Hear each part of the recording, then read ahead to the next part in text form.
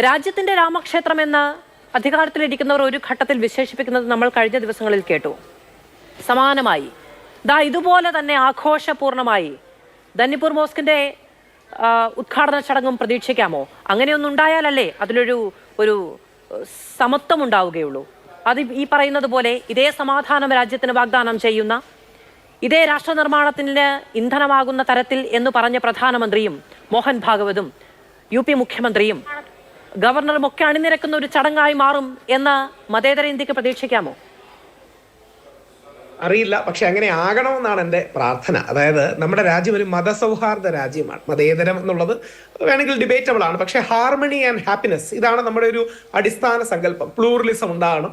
പഴകുളം മധുസാറിനെ എനിക്ക് വലിയ ഇഷ്ടവും ബഹുമാനമാണ്. ഞാൻ മഹാത്മാഗാന്ധിയുടെ രാമനിൽ വിശ്വസിക്കുന്ന വ്യക്തിയാണ്. കാര്യം ഗോഡ്സേക്ക് രാമനില്ല, ഗോഡ്സെ ഒരു നിരീശ്വരവാദിയായിരുന്നു.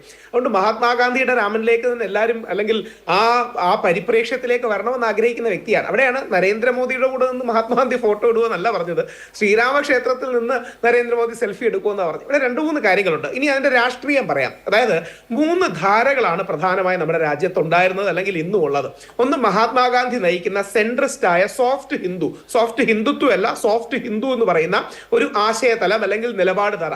2, നെഹ്റുജിയൊക്കെ, പണ്ഡിറ്റ് നെഹ്റു ഒക്കെ പ്രതിദാനം ചെയ്യുന്ന മതേതരത്വം എന്നിപ്പം മാധു പറയുന്ന മതേതരം അല്ലെങ്കിൽ പുരോഗമനം എന്നൊക്കെ പറയുന്ന ലിബറൽ പ്രോഗ്രസീവ് സെക്കുലർ എന്ന് പറയുന്ന നിലപാട് തറ. പിന്നീട് സർദാർ പട്ടേൽ അടക്കമുള്ളവർ പ്രതിദാനം ചെയ്യുന്ന വലതോട്ട് നിൽക്കുന്ന സെന്റർ റൈറ്റ് എന്ന് പറയുന്ന ഒരു നിലപാട് തറ. സി രാജഗോപാലാചാരി, സർദാർ വല്ലഭായ് പട്ടേൽ, ശ്യാമപ്രസാദ് മുഖർജി അടക്കമുള്ളവർ പ്രതിനിധാനം ചെയ്യുന്ന ഒരു പാത. ഈ 3 പാതകളാണ് അന്നും ഉള്ളത്.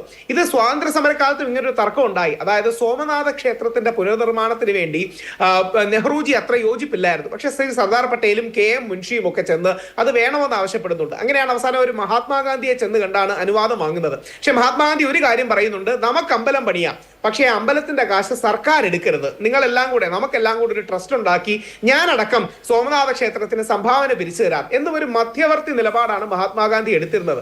നമുക്ക് മതപരമായ സാമുദായികമായ വിഷയങ്ങളിൽ ഒരു മധ്യവർത്തി നിലപാട് വേണം. അവിടെയാണ് പരിശുദ്ധമായ ധന്നിപ്പൂർ മോസ്കിലേക്കും പോകണം. നമ്മുടെ ഹിന്ദുക്കൾ വരുമ്പോൾ നമ്മൾ ശബരിമലയിൽ പോയി വാവരസ്വാമിയെ കണ്ടിട്ട് അയ്യപ്പനെ തൊഴുന്നത് പോലെ നാളെ ഇവിടേക്ക് ഹിന്ദുക്കൾ വരുമ്പോൾ ധന്നിപ്പൂർ മോസ്കിലും പോകണം. കാര്യം മുസ്ലിം സമൂഹത്തിന്റെ മനസ്സിൽ ചില അരക്ഷിത ബോധങ്ങൾ ഉണ്ടെന്നുള്ള സത്യമാണ്. പലപ്പോഴും നമ്മുടെ മുസ്ലിം സഹോദരന്മാർ നമ്മളോട് തുറന്നു പറയണമെന്നില്ല, പക്ഷേ അവരുടെ മനസ്സിൽ ഇൻസെക്യൂരിറ്റിയും അരക്ഷിതത്വവും തുടങ്ങിയ കാര്യങ്ങളുണ്ട്. അതൊരു സപ്രഷന്റെ മോഡലാണോ എന്ന് തെറ്റിദ്ധാരണയുണ്ട്. അങ്ങനെയാണെന്ന് എനിക്ക് വിശ്വാസമില്ല.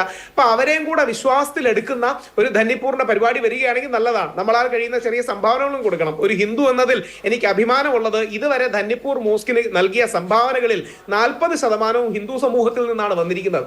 അങ്ങനെ ഒരു പോസിറ്റിവിറ്റിയിലെ രാജ്യത്തിന് മുമ്പോട്ട് പോകാൻ കഴിയും. ഇത്തരം എല്ലാ ചടങ്ങുകൾക്കും ഒരു പൊളിറ്റിക്കൽ സബ്ടെക്സ്റ്റ് കാണാം, പക്ഷേ ആ പൊളിറ്റിക്കൽ സബ്ടെക്സ്റ്റിന് അപ്പുറമുള്ള ഒരു സാംസ്കാരിക ഐക്യം വേണം. ഒരർത്ഥത്തിൽ ആലങ്കാരികമായി പറഞ്ഞാൽ ശ്രീ നരേന്ദ്രമോദിയുടെ ഒരുതരം തൃപ്പടിദാനം തന്നെയായിരുന്നു ഇത്. പണ്ട് നമ്മുടെ മാർത്താണ്ഡവർമ്മ മഹാരാജാവ് തിരുവിതാംകൂറിൽ ചെയ്തതുപോലെ ശ്രീ നരേന്ദ്രമോദിയുടെ ആശയപരമായ സാംസ്കാരികപരമായ ഒരു കൺസോൾട്ടേഷൻ അതിനകത്ത് ഉണ്ടോന്ന് ചോദിച്ചാൽ ഉണ്ട്. എന്നാൽ അതിനപ്പുറം ഒരു ഭക്തിയും കാര്യങ്ങളും നമുക്ക് അതിൽ ഒരുപാട് പേരുണ്ട്. പഴകുളം മധുസാർ ഒരു കാര്യം കൂടെ പറഞ്ഞു, ശങ്കരാചാര്യന്മാരെ ഏറ്റവും ആദരവാണ്. പലരെയും നേരിട്ട് എനിക്ക് വ്യക്തിപരമായി പരിചയമുണ്ട്, അവരെ പ്രാർത്ഥിക്കാനും കഴിഞ്ഞിട്ടുണ്ട്. പക്ഷേ ഒരു അമ്പലത്തിന്റെ കാര്യം തീരുമാനിക്കുന്ന ആ ക്ഷേത്രത്തിലെ തന്ത്രിയും ജ്യോതിഷിയും ചേർന്നാണ്.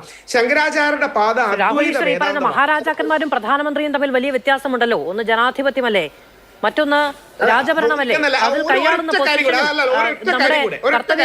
വ്യത്യാസമല്ലേ? അതൊന്നും ഇല്ലെന്ന് പറയുന്നില്ല. പക്ഷെ ഒറ്റ കാര്യം കൂടെ, ശങ്കരാചാര്യന്മാരുടെ കാര്യം പറയുമ്പോൾ അവർ പിന്തുടരുന്നത് അദ്വൈത വേദാന്തം എന്ന പാതയാണ്. അപ്പം സ്ട്രിക്ട്ലി സ്പീക്കിംഗ് അദ്വൈത വേദാന്തം ജ്ഞാനയോഗത്തിന്റെ പാതയാണ്. ഈ അമ്പലങ്ങളൊക്കെ വരുന്നത് ഭക്തിയോഗവും തന്ത്രവും ആഗമങ്ങളും ഈ പറയുന്ന ഒരു ആശയലോകത്തിലാണ് വരുന്നത്. അത് ആ ക്ഷേത്രത്തിന്റെ തന്ത്രിയും ആ ക്ഷേത്രത്തിലെ ജ്യോതിഷിയും ചേർന്നാണ് പൊതുവെ തീരുമാനിക്കുന്നത്.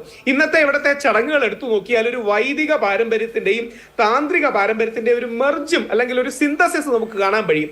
ഈ യജമാനൻ അടക്കമുള്ള സിസ്റ്റം, ഇന്ന് നരേന്ദ്രമോദിജി യജമാനനായിരുന്നു ആ ചടങ്ങിന്റെ, അതൊക്കെ ഒരു വൈദിക പാരമ്പര്യത്തിൽ വരുന്നതാണ്. എന്നാൽ ക്ഷേത്രാരാധന, പൂജ, ഐഡൽ വർഷിപ്പ് അല്ലെങ്കിൽ വിഗ്രഹാരാധന, പ്രതിമയെ മൂർത്തിയാക്കി മാറ്റുന്ന കാര്യം അല്ലെങ്കിൽ കല്ലിനെ ദൈവമാക്കി മാറ്റുന്നു എന്ന ചടങ്ങ്, ഇതെല്ലാം തന്ത്രശാസ്ത്രത്തിന്റെ ഭാഗമായിട്ടാണ്. നമ്മുടെ നാട്ടിൽ വിശ്വാസവും സംസ്കാരവും മതവും രാഷ്ട്രീയവും എല്ലാം ചിലപ്പോഴെങ്കിലും കൂടിക്കൊഴഞ്ഞ് കിടക്കാറുണ്ട്. അപ്പൊ ഇതിനെ നല്ല രീതിയിൽ കൊണ്ടുപോകുക, ഹാർമണൈസ് ചെയ്ത് കൊണ്ടുപോകുക എന്നുള്ളതാണ്. ഒറ്റ റിക്വസ്റ്റേ ഉള്ളൂ. ഒരു പക്ഷേ ഇന്നത്തെ പ്രതിപക്ഷ പാർട്ടികൾക്കും ബാക്കിയുള്ളവർക്കും മാധു അടക്കമുള്ള മതേതര ചേരിയിൽ നിൽക്കുന്നവർക്കും പറയാൻ കഴിയേണ്ട കാര്യം, നാളെ ധന്നിപ്പൂർ മോസ്കിന്റെ ഉദ്ഘാടനത്തിനും പ്രധാനമന്ത്രിക്ക് പോകാൻ കഴിയണം. നാളെ ധന്നിപ്പൂർ മോസ്കിന്റെ ഉദ്ഘാടനത്തിന്